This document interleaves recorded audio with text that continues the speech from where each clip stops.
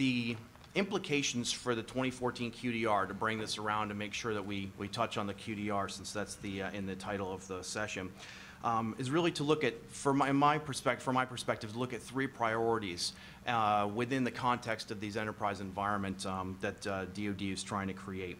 And that's really to pivot to Asia, the technologically advanced adversaries, countering them in all levels and all domains, and then also asymmetric warfare. Now, concerning the pivot to Asia, the joint information environment, the liberation of the data and the use of it as a data-dependent or a network-dependent force really expands the parameters of the JIE right out to the edge, right to the soldier, the warfighter on the ground. And this means that there are increasing volumes of data moving around, right?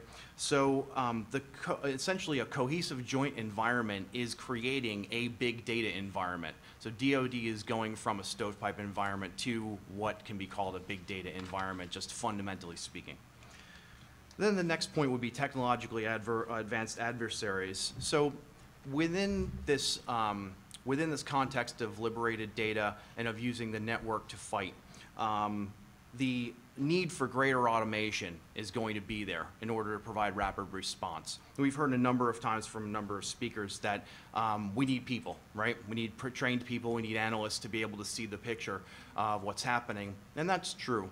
I would add, though, however, that automation is going to be necessary for automated responses to threats, to penetration, to detect and also disable and then respond to those threats. So automation is, by and large, also a big data issue, because those algorithms are going to need to be able to identify based on threats, based on certain parameters, anomalous behavior, et cetera.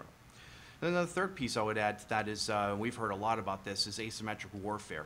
So ISR platforms, these with multiple kinds of intelligence sensors, we're moving toward a new paradigm of warfare. I was gratified to hear General Shanahan say that this morning, because I had it in my notes here.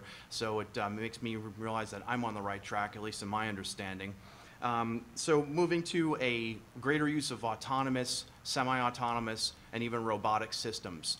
And this translates into even a larger jump in the volume of data that's on the networks, that's coursing through it, and demands, again, automation to assist in the processing effort. So we'll see a further convergence of electronic warfare and IT. These capabilities in general will essentially create a new kind of warfare that enables rapid, automated responses, and big data is at the heart of this evolution.